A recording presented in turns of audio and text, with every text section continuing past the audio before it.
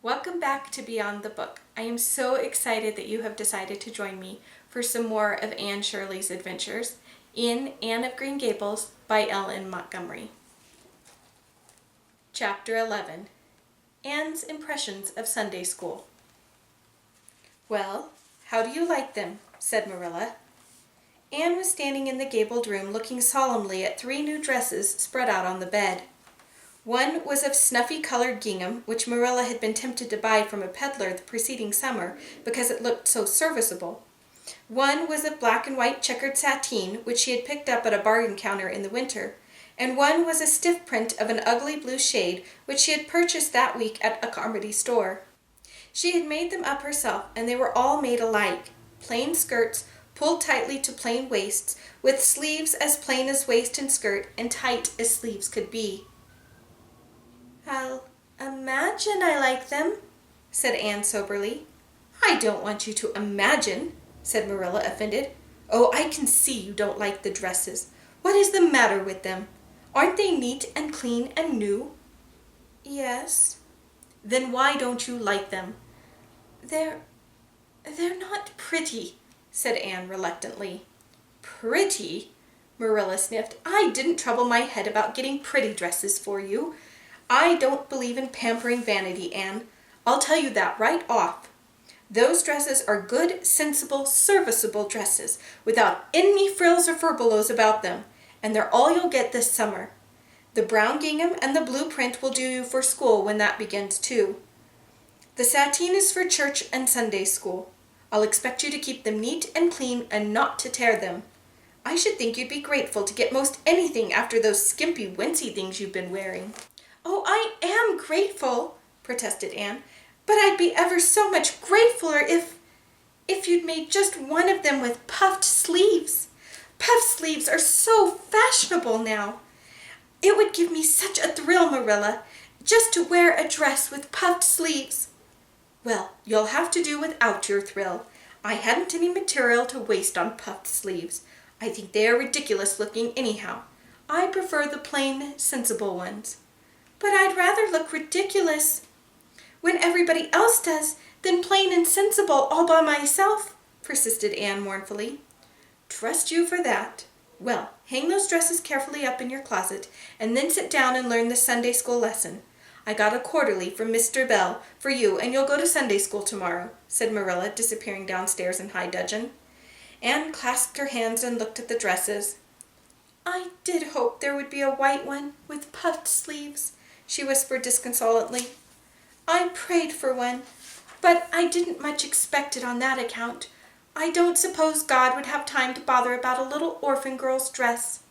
I knew I'd just have to depend on Marilla for it. Well, fortunately, I can imagine that one of them is of snow-white muslin with lovely lace frills and 3 puffed sleeves." The next morning, warnings of a sick headache prevented Marilla from going to Sunday school with Anne. "You'll have to go down and call for Mrs. Lynde, Anne," she said. "She'll see that you get into the right class. Now mind you behave yourself properly. Stay to preaching afterwards, and ask Mrs. Lynde to show you our pew. Here's a cent for collection. Don't stare at people, and don't fidget. I shall expect you to tell me the text when you come home." Anne started off irreproachable, arrayed in the stiff black and white sateen, which, while decent as regards length and certainly not open into the charge of skimpiness, contrived to emphasize every corner and angle of her thin figure. Her hat was a little flat, glossy new sailor, the extreme plainness of which had likewise much disappointed Anne, who had permitted herself secret visions of ribbons and flowers.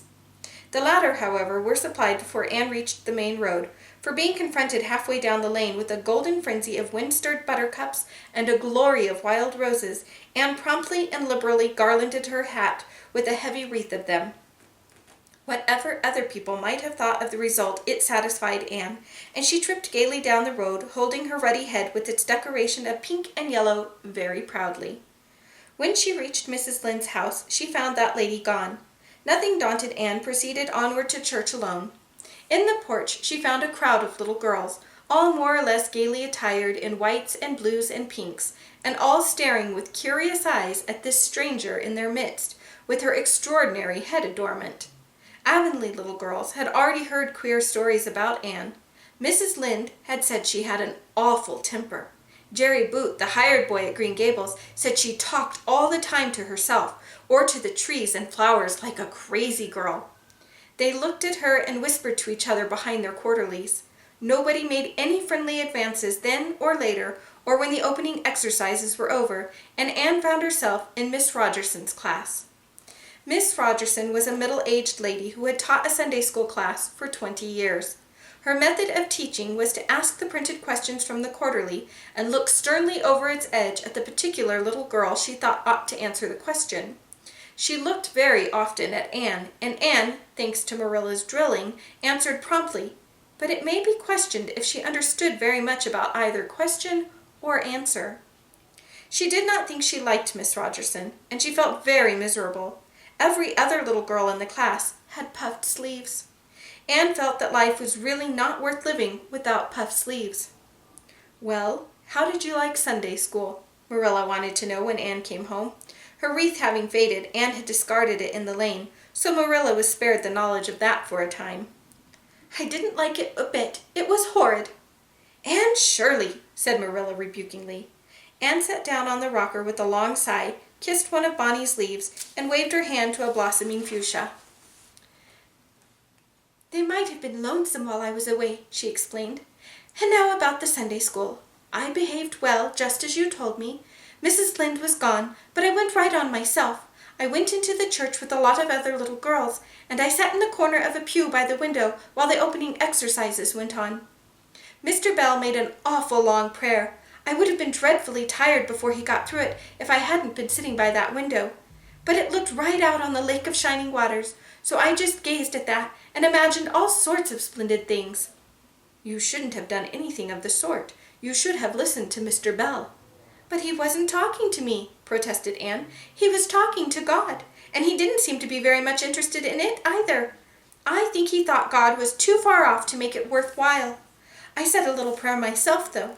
There was a long row of white birches hanging over the lake, and the sunshine fell down through them, way, way down, deep into the waters. Oh, Marilla, it was like a beautiful dream. It gave me a thrill, and I just said, 'Thank you for it, God,' 2 or 3 times. "Not out loud, I hope," said Marilla anxiously. "Oh, no, just under my breath. Well, Mr. Bell did get through at last, and they told me to go into the classroom with Miss Rogerson's class. There were 9 other girls in it. They all had puffed sleeves. I tried to imagine mine were puffed too, but I couldn't. Why couldn't I? It was as easy as could be to imagine they were puffed when I was alone in the east gable, but it was awfully hard there among the others who had really truly puffed sleeves." "You shouldn't have been thinking about your sleeves in Sunday school. You should have been attending to the lesson. I hope you knew it."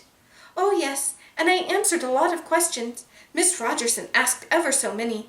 I don't think it was fair for her to do all the asking. There were lots I wanted to ask her, but I didn't like to because I didn't think she was a kindred spirit. Then all the other little girls recited a paraphrase. She asked me if I knew any. I told her I didn't, but I could recite 'The Dog at His Master's Grave,' if she liked. That's in the 3rd Royal Reader. It isn't really a truly religious piece of poetry, but it's so sad and melancholy that it might as well be. She said it wouldn't do, and she told me to learn the 19th paraphrase for next Sunday. I read it over in church afterward, and it's splendid.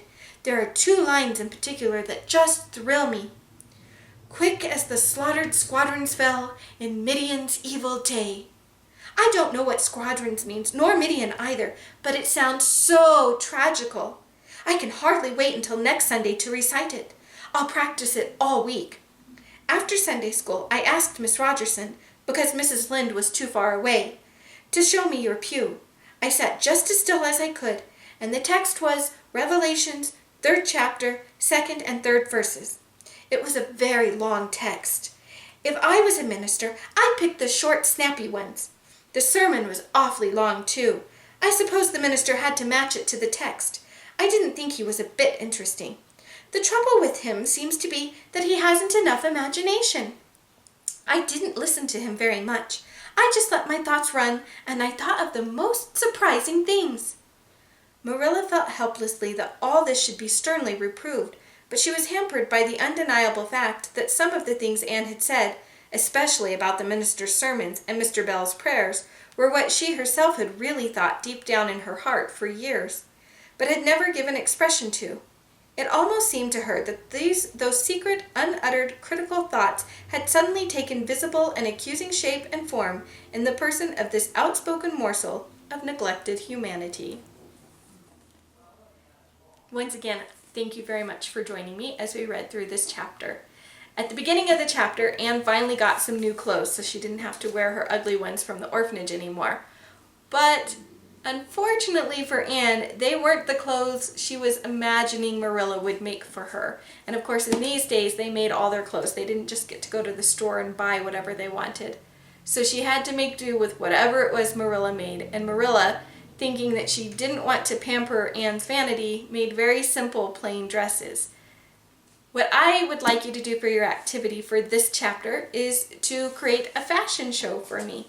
Put on your favorite dress or outfit, whatever it might be, and snap a picture. Or if you don't want to have your own picture and you don't want to share that online, I get that. If you want to draw a picture of yourself in your favorite outfit, I would love to see what it is. And I look forward to seeing you in the next video.